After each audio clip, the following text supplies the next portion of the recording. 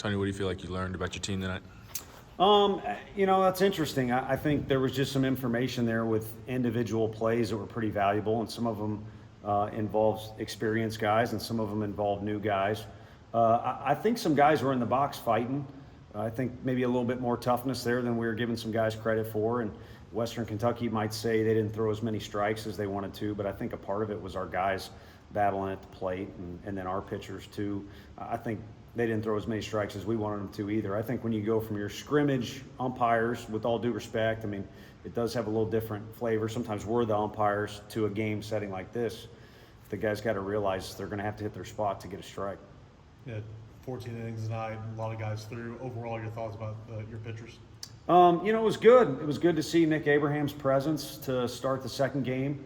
I think, Sharman just walked by a little bit ago after he gave up a solo, which we gave up, it felt like a handful of those. Started to throw the ball with a little bit more conviction, and we were joking in the dugout. Sometimes you like to see those guys come out of the gates throwing the way they would if they did get punched in the mouth. But, for the most part, I think starting with Liam, looking pretty good. The guys who followed were in the vicinity of where they need to be. But the reason you play these games is to see what you need to iron out. And like everybody else in the country, it's early for us. There's lots to iron out. What have you liked so much about Liam to this point? Why was he the choice to go first in this one? Part of it is what days guys are available doing this deal where we're going to play two games or our two dates, however they're going to term it, all in one weekend. He was available, but also just kind of the attitude. We talked very briefly as a team. It's a little late at night. We'll revisit the whole weekend when we get back to Knoxville. But the one thing that was pointed out is, presence and kind of self-belief carries a lot of weight, and he definitely has that. So we'll see what other guys compliment him, what his role is, but he was a great choice to kind of be the lead dog tonight. How have his pitches, but also his physique, how have those things changed since he got to Knoxville? Yeah, I think he's developed physically a little bit already. He's going to hit the most valuable part of the year, where it's that 2 months, really November and December, when you put the ball down, and you're almost like training for a UFC fight or a boxing match. And so hopefully he can continue in that area. And then pitching wise, just as he would, at any point, going from freshman to sophomore to junior year, you start to get a little more picky, or a little more specific about what you're working on. So they've broken down some things that are pretty specific, and have used the analytics and the technology and all that. And I stay out of the way. It looked good to me for the most part after the first couple pitches. There he is. He's not shy. After the first couple pitches were out of the zone, he was locked in. He likes to compete.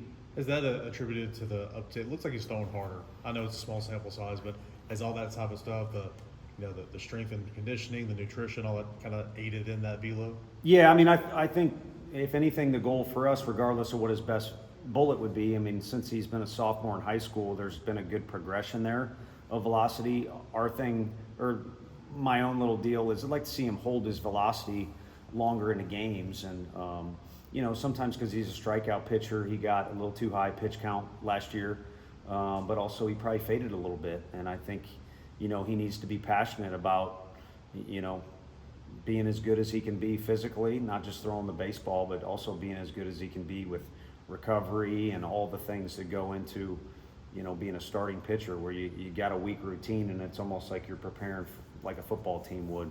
One crack at it on a weekend, and then back to it again. What stood out about the freshman bats? Jay's been good. He's really athletic in the box and tried to show off kind of the bunt skills a little bit. But he competed with 2 strikes and had a couple at bats where he struck the ball early. So getting to the point that he's a very well-rounded hitter, and he's got some fight in him for a younger kid. He didn't seem to be too worried about all the fans that were here, or the fact that we were finally playing another team. So, and then the other guys too. Manny's got a chance to do about anything that you can come up with right now.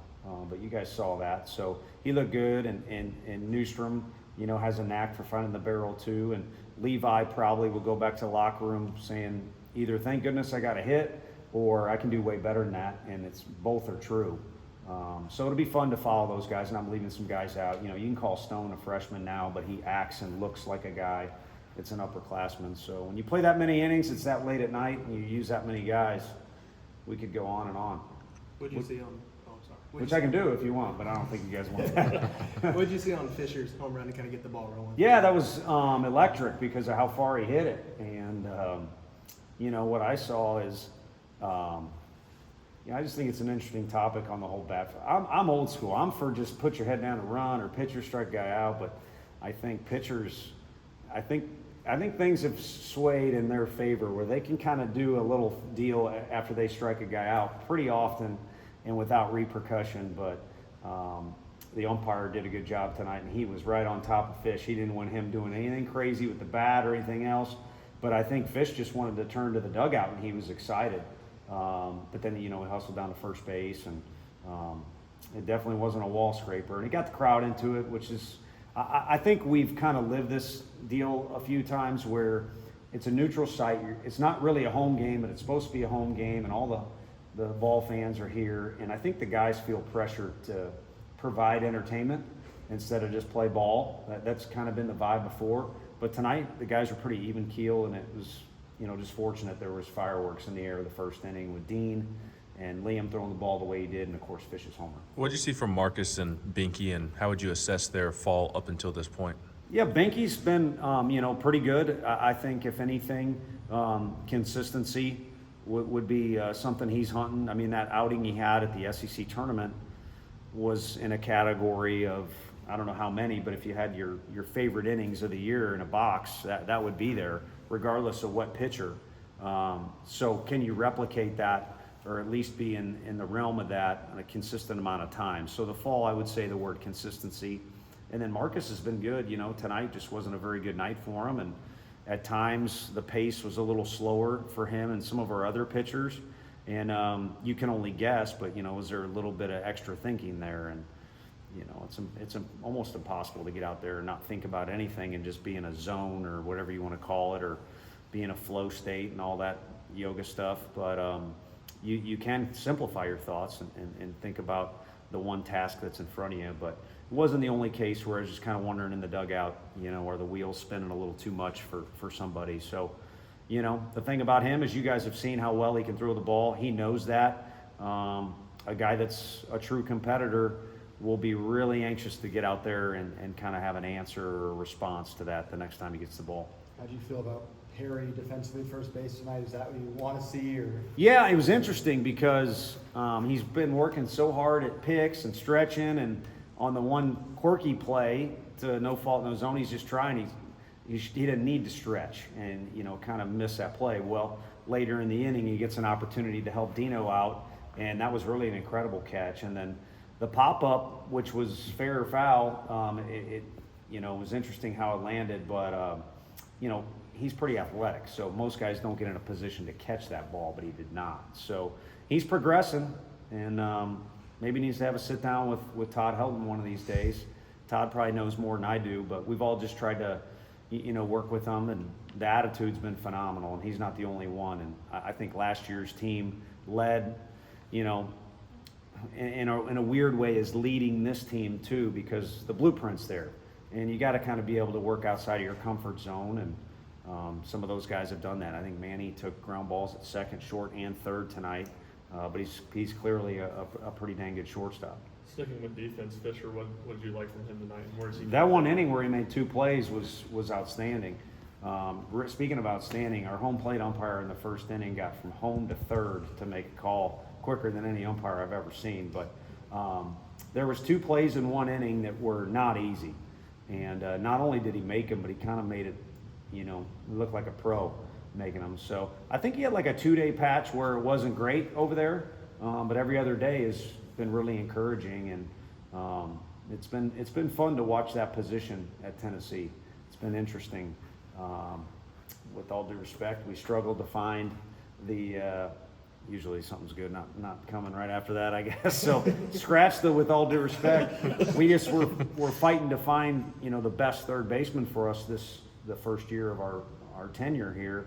And then after that, it's been one dude after another that's been pretty fun to be around and pretty fun to watch. But your catchers denied it. You know, Cannon had to throw out at second. Stone looked like he had him at second. Yeah, Cannon had his work cut out for him tonight. You know, again, I think both staffs didn't throw as many strikes as they're capable of.